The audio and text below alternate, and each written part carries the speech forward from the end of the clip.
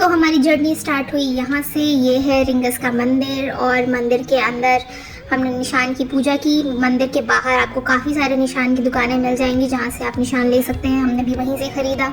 हमने थोड़े हल्के हल्के निशान लेने की कोशिश की ताकि हम थोड़े आराम से चल सके। और ये हमने फ़ोटो वोटो खिंचाई, फिर हमने अपनी जर्नी स्टार्ट कर दी।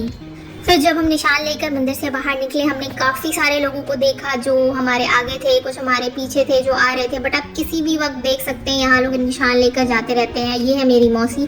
मैंने पूछा उनसे कि हमने कितना वॉक कर लिया होगा लगभग, तो उन्होंने बताया कि हमने लगभग 2 किलोमीटर कंप्लीट कर लिया है, क्योंकि वो यहाँ काफ़ी जाती रहती हैं तो उन्हें काफ़ी आइडिया है डिस्टेंस का। उसके बाद हम काफ़ी एक्साइटेड ऐसे ही चलते रहे अपनी जर्नी में, जो कि अभी काफ़ी लंबी थी हमारे लिए। और ये है मेरी छोटी बहन और मम्मी, और मेरी बहन हमेशा ही हमसे आगे आगे चल रही थी। और पूरे रास्ते आपको बैठने के लिए बेंचेस मिल जाएंगी जो कि लगी हुई हैं। फिर हमने किया कुछ फोटो सेशन और फिर हम निकल पड़े। ये मेरी बहन शक्तिमान का पोज देते हुए। फिर हमें लगा कि हमें लेट हो जाएगा। फिर मैंने भी अपना निशान उठा लिया और मुस्कुराते हुए, क्योंकि हमें अभी बहुत लंबी जर्नी कंप्लीट करनी थी। हमने अभी तक 3 किलोमीटर्स कंप्लीट किया था, सो इट्स 14 किलोमीटर्स मोर। फिर यहाँ पर सिर्फ मैं बैठ गई थी क्योंकि मेरे पैर में काफ़ी दर्द हो रहे थे और बाकी लोग आगे निकल चुके थे। फिर हम साथ में मिले यहाँ पर, जहाँ पे हमने 5 किलोमीटर्स कंप्लीट कर लिया था। समय हो रहा था, सुबह के 4 बज रहे थे। और ये है मेरी प्यारी सी बहन, जिससे मैं कुछ थोड़ी मस्ती कर रही थी और पूछ रही थी कि हमने कितने किलोमीटर्स कंप्लीट कर लिए होंगे। सो हमारा 17 किलोमीटर्स का टोटल सफ़र है फ्रॉम रिंगस टू खाटू। और हमने गेस किया कि हमने 5 किलोमीटर्स ऑलमोस्ट कंप्लीट कर लिया, क्योंकि 6 किलोमीटर्स पे एक बोर्ड दिखने वाला है जिससे हमें श्योरिटी हो जाती। हमने 6 किलोमीटर्स कंप्लीट कर लिया है और फिर हम निकल पड़े वापस से अपने सफ़र में। और हमने काफ़ी सारी चीज़ें देखी रास्ते में। ये है एक कीर्तन भवन जहाँ पर श्याम बाबा की कीर्तन वगैरह होते रहते हैं। और फिर यहाँ तक आते आते हम लोगों की हालत ख़राब होने लगी थी। अब पैर में मेरे छाले भी स्टार्ट हो चुके थे। फिर मैंने सोचा कि अब कहीं बैठने की जगह मिलेगी तो मैं अपने पैरों में मोजे डालूंगी। बट ये छुटकी पूरे जोश के साथ चल रही थी। हमें मिला ये प्यारा सा झूला जिसपे बहुत ही मज़ा आया।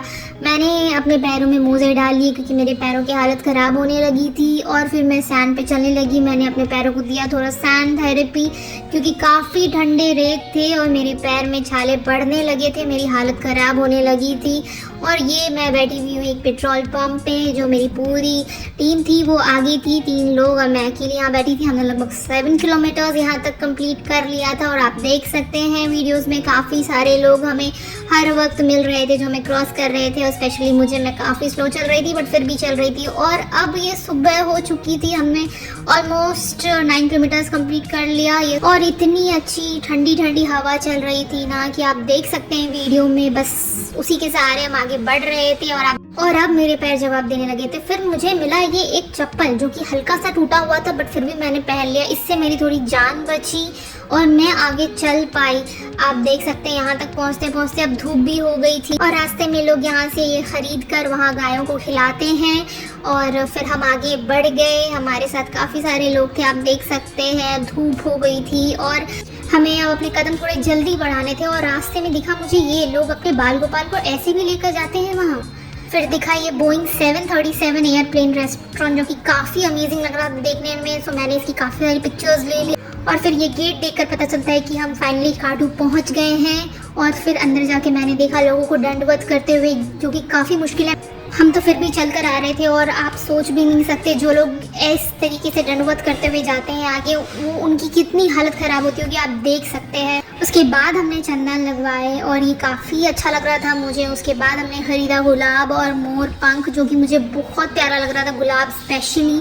और मेरी अब तक हालत पूरी ख़राब हो चुकी थी। मैं चलने और वीडियो बनाने लायक नहीं थी, फिर भी मैं कर रही थी धीरे धीरे। और अब बस जितनी जल्दी हो सके मंदिर पहुंचना था। बट अभी भी सफ़र ख़त्म नहीं हुआ था। ये है मार्केट। उस गेट के बाद भी काफ़ी लंबा एरिया जो हमें ट्रैवल करना पड़ा। और उसके बाद सबसे डिफ़िकल्ट चीज़ तो ये था जो हम पहुँचे और वो राउंड राउंड राउंड राउंड, इतनी, सच बताती हूँ, वो जो दर्द है ना, वो 17 किलोमीटर का आज तक मेरे पैरों में है। और अभी भी मुझे इतना दर्द होता है। अगर मैं थोड़ा भी चलूँ, मैं आपको दिखाती हूँ। ये जो था ना, ये गेट के जो आगे जो इन्होंने लगा रखा है, हम लोगों ने इतने ये सर्कल्स लिए हैं, ये मुझे लगता है 108 थे जो इन्होंने बना रखे थे।